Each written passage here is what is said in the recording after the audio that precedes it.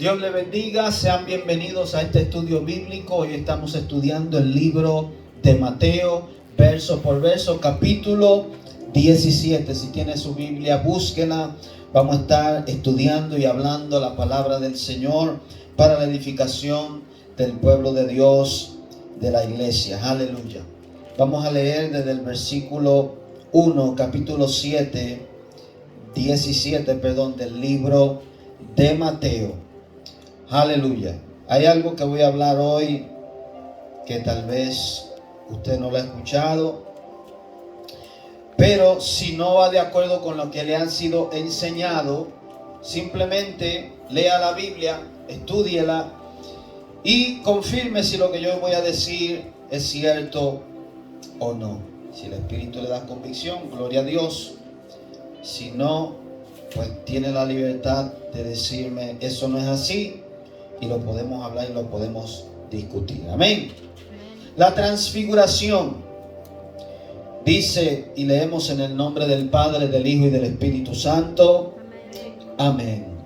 6 días después, Jesús tomó a Pedro, a Jacobo y a Juan, su hermano, y los llevó aparte a un monte alto. Amén. Aleluya. Primeramente, la Escritura dice que tomó 3 discípulos. Esto es importante porque ya el Señor había puesto 12 discípulos, 12 apóstoles, que eran los que Él había escogido para enviarlos en la misión de evangelizar al mundo. Los nombres de ellos los conocemos, están en las Escrituras. Pero específicamente en esta ocasión Él nos lleva a los 12, aparte de los cientos de discípulos que Jesús también tenía, que lo seguían. Pero específicamente cogió estos 3, y a través del Evangelio se ve cómo estos 3 hombres eran los más cercanos al Señor. En la vida cristiana es así. Yo me preguntaba y le decía al Señor, Señor, ¿por qué hay personas como que tú tienes cierto cuidado con ellos, cierto como cuidado especial o cierto trato especial con ellos? Y en las Escrituras vemos cómo hay ciertos hombres escogidos con los cuales el Señor tiene un trato más cercano, más íntimo. Pedro, Juan, Jacobo, estos 3 eran íntimos con el Señor, cercanos. Nosotros también. Y todos estamos llamados a eso, pero estos 3 en especial, el Señor quiso, y a través de las Escrituras, vemos cómo el Señor le entregó cosas especiales, experiencias especiales con Él, y cómo se destacaron. Porque eran hombres que amaban al Señor. Pedro, a pesar de su humanidad y de un hombre iracundo, emocional y muchas veces bocón, que el Señor tuvo que reprender en ocasiones, pero demostraba su amor por el Señor. El mismo Juan, que él mismo se hace llamar el discípulo amado, el discípulo del amor, que en la cena estaba recortado del pecho del Señor, siendo un muchacho joven según las Escrituras.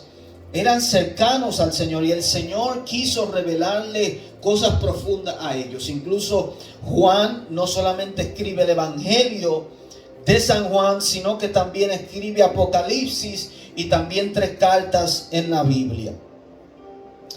Entonces, estos eran hombres cercanos y el Señor en esta ocasión los lleva a un monte alto.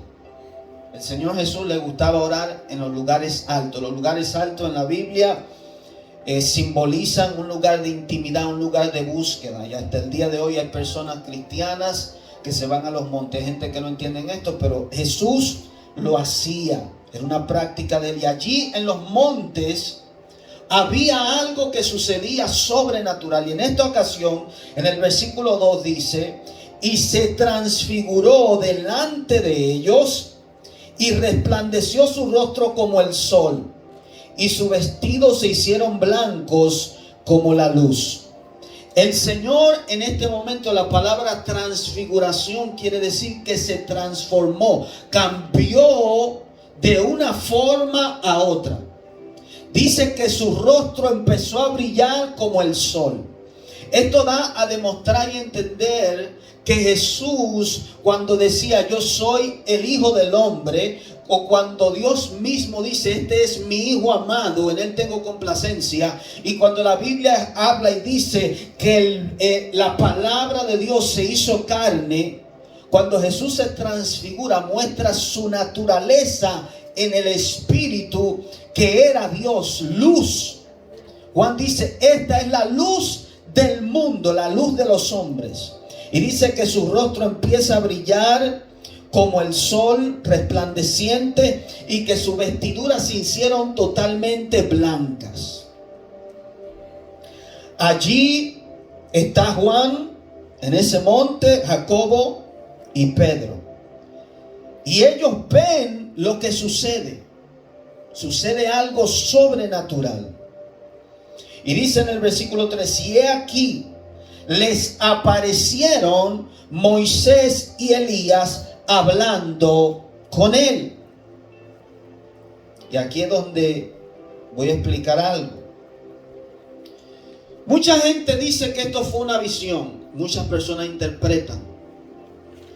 Otros dicen que fue que Moisés, Dios lo trajo del lugar que Dios lo tenía para presentarse a Jesús.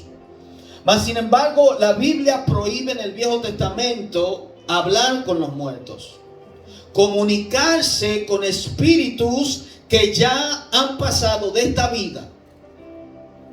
Y vemos dos hombres aquí en el presente tiempo donde Jesús está viviendo, que están, uno muerto, que es Moisés, y otro que según las escrituras Dios se lo llevó en un caballo de fuego, lo traspuso, se lo llevó al cielo, según las escrituras. Entonces aquí hay algo más que una visión. Dice en el versículo 4, y dice que hablaban con Jesús, y Pedro, Juan y Jacobo lo están viendo. Entonces Pedro dijo a Jesús, Señor, bueno es para nosotros que estemos aquí. Si quieres, hagamos aquí 3 enramadas, una para ti, otra para Moisés y otra para Elías. Estos profetas hay que entender que eran hombres de renombre, hombres que en el pueblo judío se respetaban y se honoraban. Moisés, un hombre usado por Dios que sacó el pueblo de Israel de Egipto, con grandes señales que Dios le dio para hacer. Elías, un hombre que por su palabra cerró el cielo para que no lloviera por 3 años y medio. Hizo milagros sorprendentes con el poder de Dios. Oró a Dios para que bajara fuego del cielo. Hombres poderosos. Y como estas personas lo respetaban, ¿verdad? Pedro, Juan y Jacobo le dicen al Señor, vamos a hacer una enramada.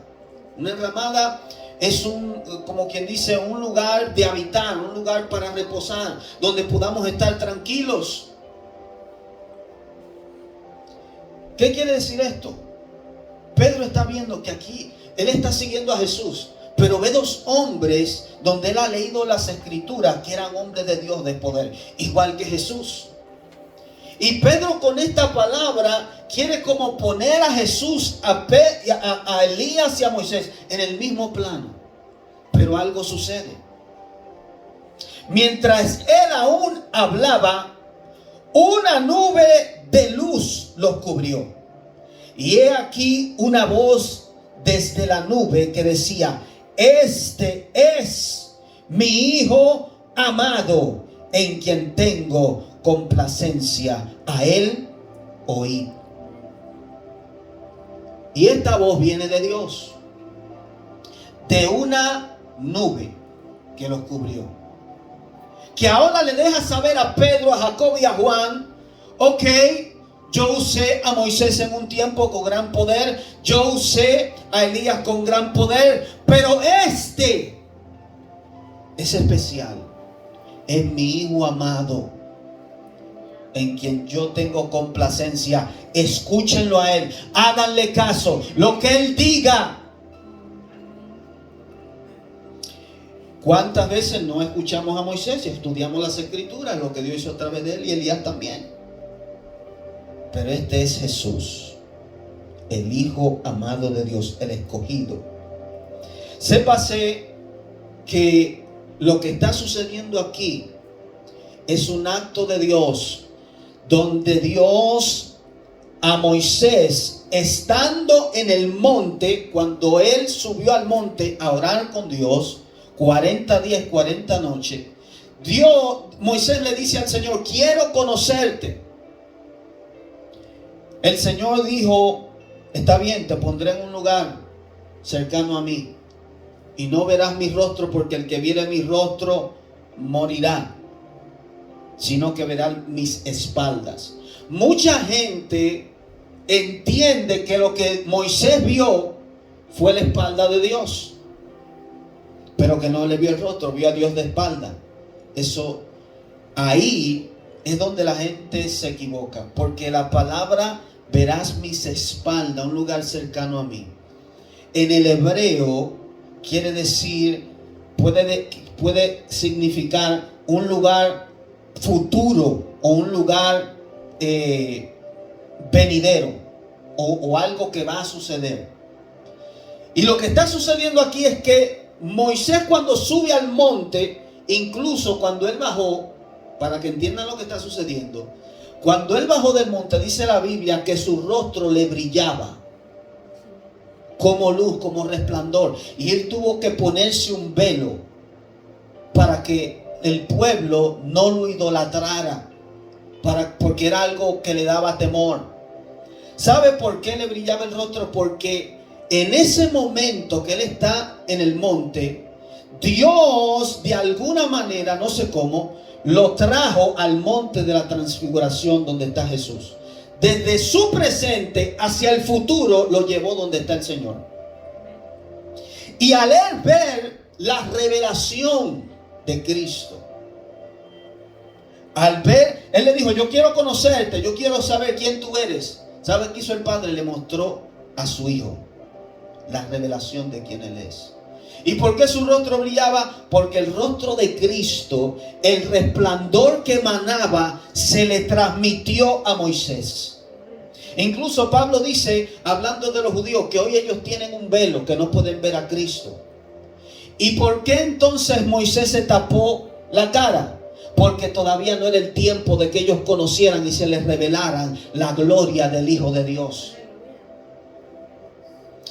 Asimismo, Elías, cuando subió al monte escapando de Jezabel, allí también fue el momento donde él vio a Jesús. Los dos, Moisés en su tiempo, Elías en su tiempo, los trajo al tiempo de Cristo.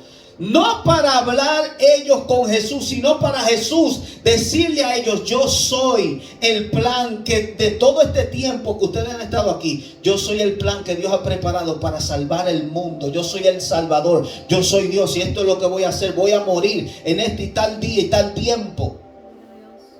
Y por eso entonces Elías es preparado, apartado, dejado vivo. Dios se lo lleva para enviarlo en estos últimos tiempos a decirle al mundo: yo soy testigo de que vi a Jesús y él es el Hijo de Dios. Él es el que va a convencer a los judíos de que Jesús es el Mesías.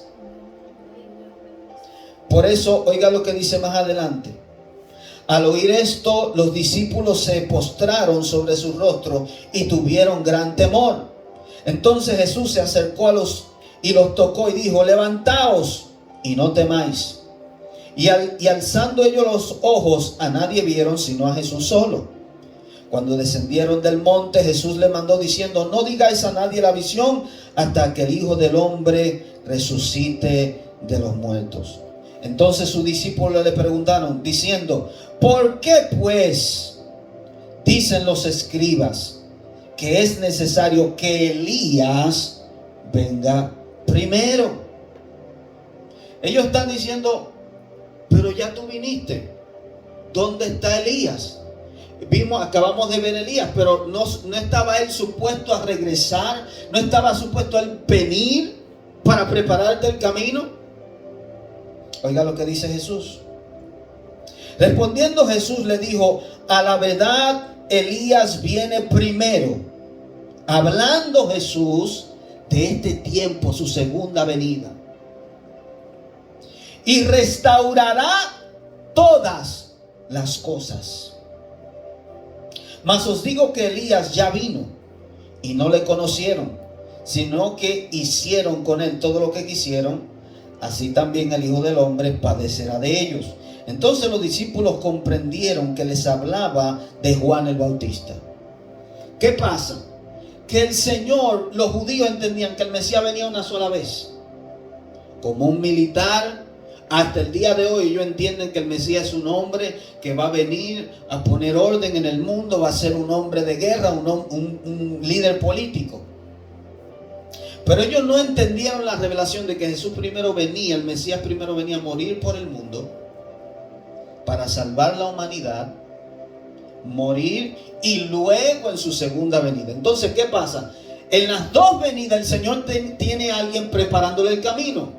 En la primera escogió a Juan, que vino en el espíritu de Elías. Hablando de venir en el espíritu, quiere decir en su forma, en su carácter, no que tenía el espíritu de Elías. ¿Ok? Entonces, estos dos hombres, incluso, esto es una enseñanza de por lo menos una hora, pero se la estoy abreviando. Si usted quiere, va y lo estudie usted. En Apocalipsis habla de dos testigos. Estos dos, y tú te preguntarás, ¿por qué la Biblia dice dos testigos? ¿Testigos de qué? Testigos de que vieron a Dios, al Dios viviente que se llama Jesús, antes de que empezara el Nuevo Testamento, porque los discípulos lo vieron. Pero los dos que vieron al Hijo de Dios fueron estos dos, Moisés y Elías. Que estos dos es los que van a venir en estos últimos tiempos. Son los dos testigos que habla Apocalipsis, que por 3 años y medio van a estar predicando y hablando la palabra de Dios aquí en la tierra. Y muchos judíos, un remanente judío, les va a creer que ellos son testigos de que el Hijo de Dios, Jesús de Nazaret, es verdaderamente el Mesías. Porque los judíos todavía no creen que Jesús es el Hijo de Dios. Ellos creen que Él fue un hombre, un rebelde que se levantó en contra del Imperio Romano. Y el Imperio Romano lo mató por su rebelión. Pero nosotros sabemos que Jesús es más que eso. Entonces, esto aquí de la transfiguración es algo que a mí en particular me asombra mucho, porque Dios es capaz de traer una persona del pasado al presente y viceversa. Dios está fuera del tiempo. Nosotros en nuestra mente que entendemos presente, pasado y futuro. Pero Dios está fuera y Él puede poner aquí y sacar de allí y juntar los tiempos. Él es el Todopoderoso. Si Él no pudiera hacer eso, no fuera todopoderoso. Pero Él es el que todo lo puede. Y Él hizo esto con Moisés y con Elías para revelarle a su Hijo. ¿Qué quiere decir esto? Que Jesús es Dios. Porque Moisés, eso fue lo que pidió: quiero conocerte. El Señor le mostró la revelación de su personalidad, de su persona. Aleluya. Y esto también nos enseña algo. En la intimidad, en el lugar alto, en los montes, orando con el Señor, hay revelación. Estos hombres vieron, escucharon la voz de Dios. Incluso algo que se me pasó para más confirmación y prueba de lo que estoy hablando. Cuando Dios descendió en el monte Oreb, había una nube, ¿sí o no?, de la cual Dios le hablaba. Así mismo, en ese mismo monte estaba la misma nube y le habló: este es mi Hijo amado, escúchenlo a Él. Aleluya. Versículo 14. Cuando llegaron al gentío, vino él vino a él un hombre que se arrodilló delante de él diciendo: Señor, ten misericordia de mi hijo, que es lunático o loco, ¿verdad? Y padece muchísimo, porque muchas veces cae en el fuego y muchas en el agua. Y lo he traído a tus discípulos, pero no le han podido sanar. Miren cómo el Señor, estando en el monte, teniendo la experiencia, la transfiguración, y bajando, ya lo está esperando una situación. Los demonios haciendo y deshaciendo. Esto era un joven, oiga bien, porque hay muchas personas, yo tengo por ejemplo unos videos donde hay niños o se muestran niños que son poseídos por demonios. Hay personas que no entienden esto. Hay personas que dicen: ¿cómo va a ser que Dios va a permitir que un niño tenga un demonio? Y la cosa es que los niños, a través del pecado, a través de relaciones fuera del matrimonio, muchas veces los niños pueden nacer con demonios porque son hijos de fornicación. Esa es la realidad. Suena feo y duro, pero esa es la realidad. Cuando un matrimonio no es concretado delante del Señor y un niño nace o por violación o fuera del matrimonio, muchas veces nace con demonios. También si hay pecado en la pareja, puede nacer con espíritus. Y esto es un joven que tiene un espíritu el cual lo quiere matar. Dice que lo echa en el fuego o en el agua para ahogarlo o para quemarlo. Un espíritu de suicidio. Que mucha gente no entiende que hay personas que tienen depresión y se quieren suicidar, no porque ellos quieren, sino porque hay un demonio, un espíritu en ellos, y la ciencia lo quiere tratar con pastillas, y no es esa la solución. Jesús nos vino a enseñar que hay algo más profundo y más allá de la ciencia. Y entonces este hombre, como el Señor le había dado autoridad a los discípulos para echar fuera demonios, los trae, como él está ausente, está en el monte, está orando, los trae a los discípulos para que sea libre. Y los discípulos han tratado, lo reprenden y no han podido echarlo fuera. Oiga lo que dice Jesús en el versículo 17. Respondiendo Jesús dijo: oh generación incrédula. Y esto es algo que el Señor siempre llama como decepcionado, de que su pueblo no tiene fe. Y fe simplemente, en términos simples, es confiar o creer en Dios. No creían en la palabra. Jesús le había dicho: id, yo les doy autoridad, yo les doy poder para echar fuera demonios. Pero ellos dudaron. Y el Señor les llama la atención y le dice: por falta de fe. Generación incrédula y perversa. Y la palabra perversa es cuando tú haces algo que no va conforme al orden de Dios. Es pervertir, cambiar, ¿verdad? Lo que Dios ha dictado de la forma que Él te dice que la haga y tú la cambias. Entonces le dice: al parecer los discípulos estaban haciendo algo que no era conforme al mandato que le había dado. Por eso le llama la atención y dice: oh generación incrédula y perversa, ¿hasta cuándo he de estar con vosotros? Mire que el Señor es Dios, es amor, pero aún así, ¿verdad?, les reclamaba a ellos su falta de fe. Y a veces eso pasa con nosotros también, que nos falta la fe. ¿Hasta cuándo he de soportarlos? Y esto se lo está diciendo a sus discípulos. ¿Hasta cuándo? Porque el Señor les enseñaba. Un maestro, uno que enseña, pues pasa esas frustraciones con sus discípulos o con sus estudiantes. Que si te digo, hazlo así, de esta forma, y te lo enseño una y otra vez, y tú lo haces de otra forma, el mismo Señor se llegó a tener ese problema con sus discípulos. No le hacían caso. Por eso le llama la atención así. Versículo 18 dice: Y reprendió Jesús el demonio, el cual salió del muchacho, y éste quedó sano desde aquella hora. Viniendo entonces los discípulos a Jesús, aparte, dijeron: ¿por qué nosotros no pudimos echarlo fuera? Ellos ya habían echado fuera muchos demonios.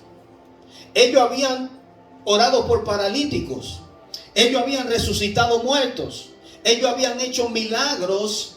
Y ahora están tratando y tratando de hacerlo y no pueden. Y ellos mismos le dicen al Señor: Señor, ¿qué pasa? ¿Por qué no pudimos? Jesús le dijo: por vuestra poca fe. Y esto nos da una enseñanza. Muchas veces el milagro que estamos esperando, lo que queremos ver de parte de Dios, no sucede, no porque Dios no esté dispuesto. Mira el ejemplo aquí. Jesús tenía el poder y la autoridad para echar fuera ese demonio. Instantáneamente él fue y lo echó. Un espíritu que en otra parte del evangelio también dice que era epiléptico, porque le daban ataque y tiraba, ¿cómo se llama esto de la boca? Espuma por la boca. Cuando la epilepsia, un 99.9% es un demonio, un espíritu que provoca eso en las personas. Esa gente que usted ve que de un momento le da un ataque y empieza a botar espuma por la boca. Eso es lo mismo que le estaba pasando a esta persona. Muchas veces las personas que sufren de migraña, de depresión, es un demonio, es un espíritu, mayormente. No siempre, no vamos a decir que todo es un demonio. Sí hay enfermedades físicas, ¿verdad? Pero mayormente hay que buscar y ver los síntomas, y es un espíritu. Entonces el Señor le dice: por vuestra poca fe, porque de cierto os digo que si tuviereis fe como un grano de mostaza, diréis a este monte, pásate de aquí a allá, y se pasará, y nada os será imposible. Pero este género no sale sino con oración y ayuno. El Señor habla aquí y dice que todo es por fe. Para ustedes poder echar fuera un demonio y ordenarle y decirle: sal fuera, para sanar a un enfermo, para hacer algo sobrenatural, tú necesitas fe. Hay muchas denominaciones cristianas que no practican el echar fuera demonios ni poner las manos como el Señor mandó, sanar a los enfermos, porque ellos entienden que ya esas cosas pasaron, o lo han intentado. Muchas personas han intentado orar y no ha sucedido, y dicen: Dios no sana hoy. No, el problema tal vez porque no tiene poca fe, o por lo que el Señor está diciendo aquí, porque este género, y eso es otro punto aquí en esta enseñanza, hay diferentes géneros de demonios. Este género no sale sino con oración y ayuno. O sea que se necesita un tiempo de apartarse en oración y en ayuno para echar fuera un espíritu. Aún es posible, oigan bien, usted mismo hacerse autoliberación cuando ayuna y ora. Espíritus inmundos, personas han sido libertados sin que nadie ore por ellos. Simplemente se apartan con Dios, empiezan a orar y ayunar, y la presencia de Dios es tan fuerte, te llena, que los demonios no tienen cabida. El Señor nos dio su palabra para que comprendamos y entendamos los misterios del reino, las cosas ocultas que el mundo allá afuera no la entiende y no la cree. Entonces, una fue por su falta de fe. El Señor sí estaba dispuesto y sí había poder para sanar y libertar. El problema era la poca fe, y que ellos en ese tiempo no ayunaban. El Señor dijo que cuando les reclamaron y les dijeron: ¿por qué tus discípulos no ayunan? El Señor le dijo: yo soy el esposo y estoy con ellos. Y ahora mismo estamos en bodas, en tiempo de boda. no es tiempo de que ellos ayunen. Ahora el esposo le será quitado, hablando Jesús de él, en una parábola, y entonces ayunarán. Entonces vemos en el libro de los Hechos que ya cuando el Espíritu desciende y ellos están ayunando y están orando, echan fuera demonios, hacen milagros y cosas sobrenaturales. Amén. Pero entiéndase que en este caso un niño puede ser atado por un espíritu, puede ser influenciado por un demonio, con suicidio, con enfermedades. La mayoría de enfermedades, muchas personas o dolencias que personas van a los hospitales y los doctores no encuentran nada ni la razón, es porque un espíritu está afligiendo la vida de esa persona. Un demonio es espiritual y puede causar un problema físico en la persona. Cuando el espíritu entonces es echado fuera, la persona es sanada. No solamente hay sanidad, porque hay dos tipos de sanidad. Una que es la enfermedad física normal, que no es provocada por un espíritu y Dios la sana, y otra que es provocada por un demonio, el demonio es echado fuera y las personas reciben también sanidad. Entonces esas cosas como iglesia las practicamos, las creemos y tenemos que, muchas personas en la iglesia la necesitan. Amén. Aleluya. Versículo 22. Estando ellos en Galilea, Jesús les dijo: el Hijo del Hombre será entregado en manos de hombres y le matarán, mas al tercer día resucitará. Y ellos se entristecieron en gran manera. Mira qué cosa, que el Señor preparó todo tan perfectamente. Porque hoy en día muchas personas dicen: bueno, los discípulos escribieron que Jesús resucitó, por eso ustedes creen y el cristianismo existe. Pero eso no es prueba.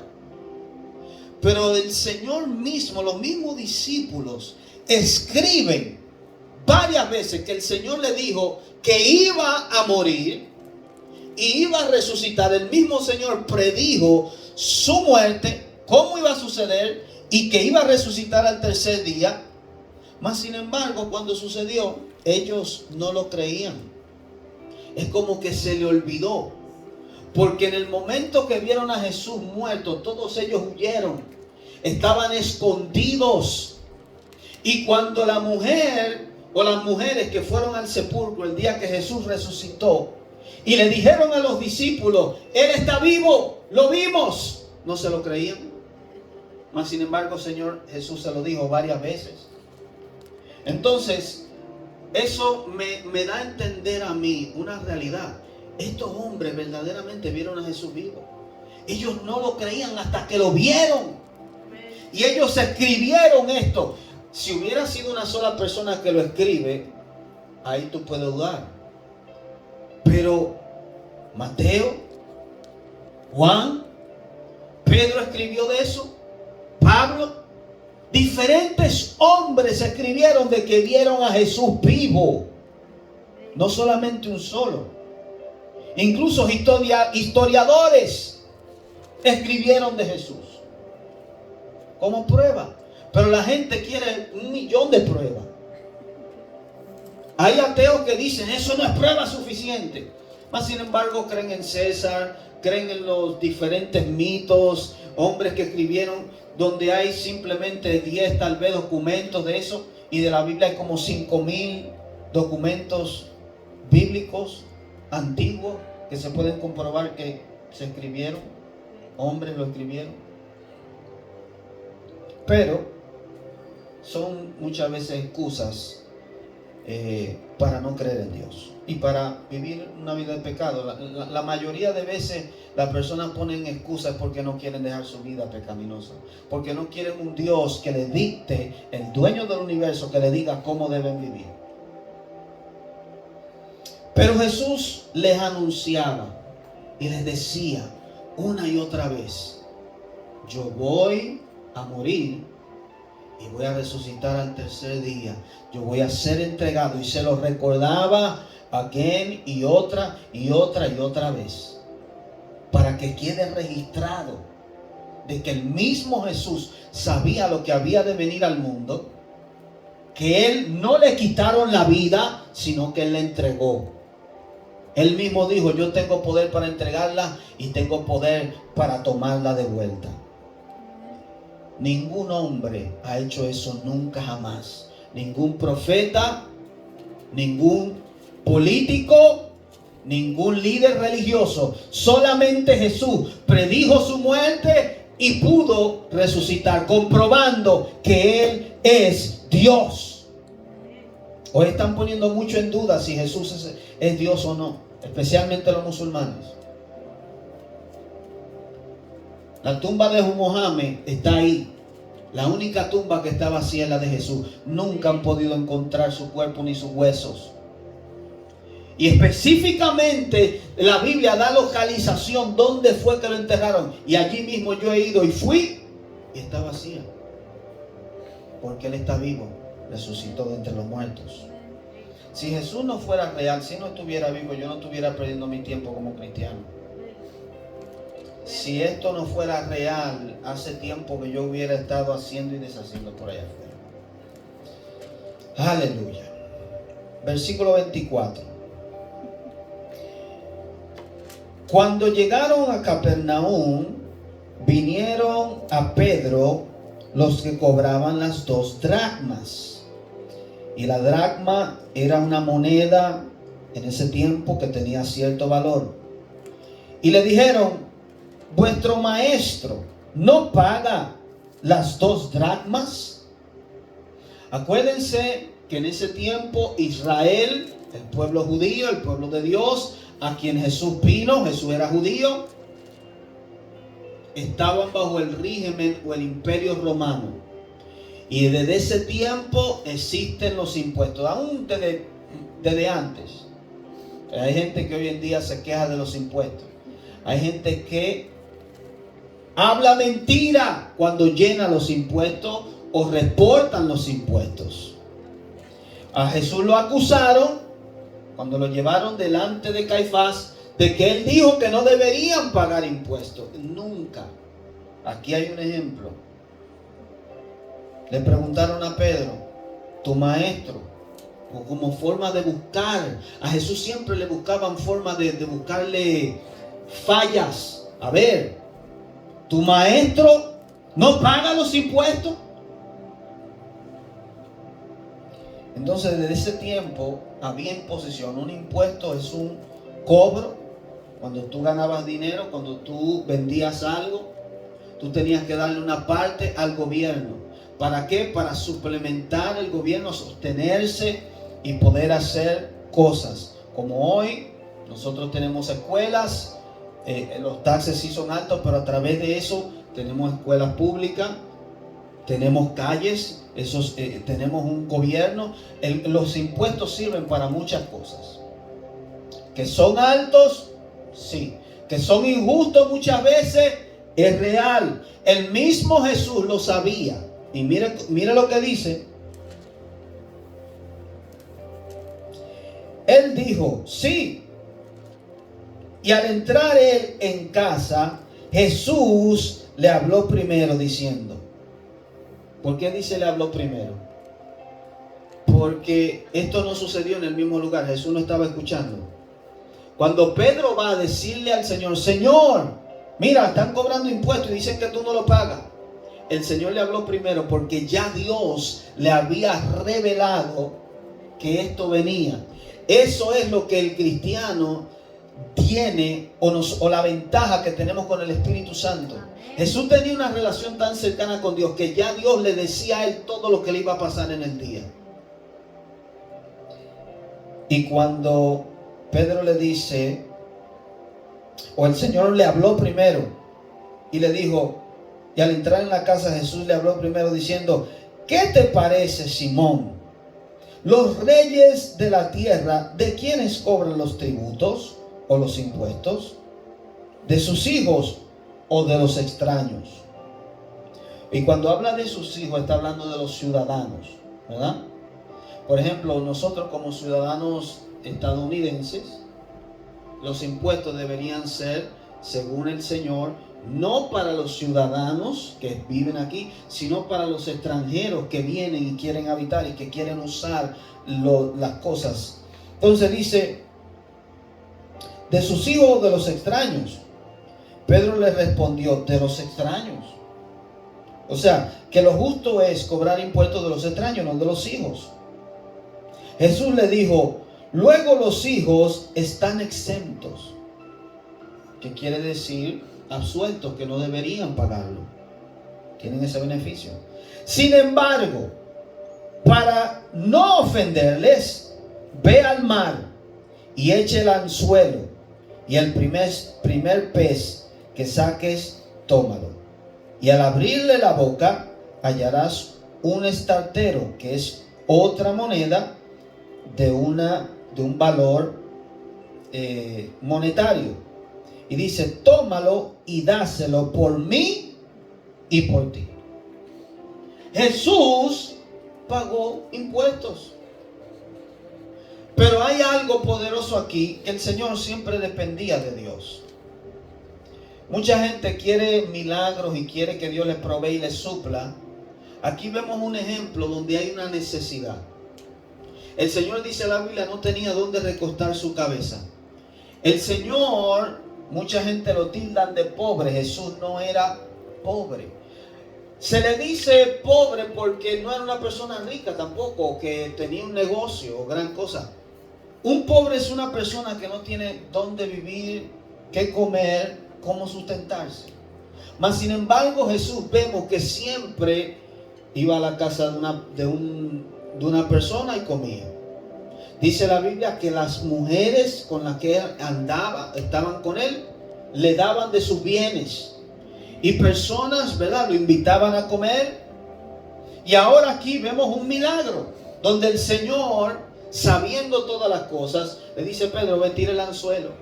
Y va a suceder un milagro. El primer pez que tú tomes va a tener una moneda en su boca. Dásela y págalo. Para suplir la necesidad.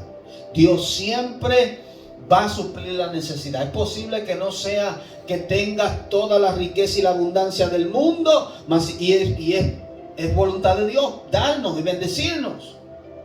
Pero Dios siempre va a suplir la necesidad. Entonces, vemos aquí que el Señor pagó los impuestos. Páguelo usted también. Son injustos. No mienten sus impuestos. No hable mentira, porque la Biblia dice, oiga bien, la ley, que cuando usted roba y usted es hallado en el acto, usted debe morir o pagar 5 veces más. Cuando tú tomas lo que no es tuyo, cuando tú haces injusticia, Dios te quita 5 veces más. Y por eso hay gente que tú lo ves que ganan buen dinero, pero se le daña el carro a cada rato, se le arma un liqueo en la casa. De alguna manera el dinero se va. Eso se llama echar dinero en saco roto. ¿Qué es un saco roto? Que no retiene. Que cuando tú lo echas, se va, se pierde. Entonces hay muchas personas que ganan bien o que ganan dinero, pero al ser injustos, al hablar mentira en los taxes, al hablar mentira para tener beneficio, hablar mentira en los food stamps, dicen que no están casados y hablan un montón de cosas, hacen para obtener beneficio del gobierno o para no pagar los taxes. Entonces Dios hace justicia y tú empiezas a perder las cosas. El Señor nos dio ejemplo, un tiempo de injusticia bajo el imperio. Incluso Juan el Bautista le dijo eso a los soldados y a las personas: confórmense con su paga, pero viva justamente.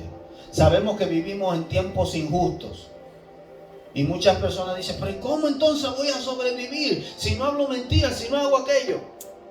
Tal vez tú vas a tener un poquito de beneficio al hablar mentira, en los taxes y al coger lo que no es tuyo, pero lo vas a pagar 5 veces más, y hasta 10 y hasta 20 veces más. Entonces el Señor nos dio ejemplo que hagamos lo correcto, que hagamos lo justo, el Señor siempre va a proveer. Amén. Aleluya. Pues Dios le bendiga, Dios le guarde. Hasta aquí lo dejamos. Continuamos la semana que viene con el capítulo 18. Será hasta la próxima.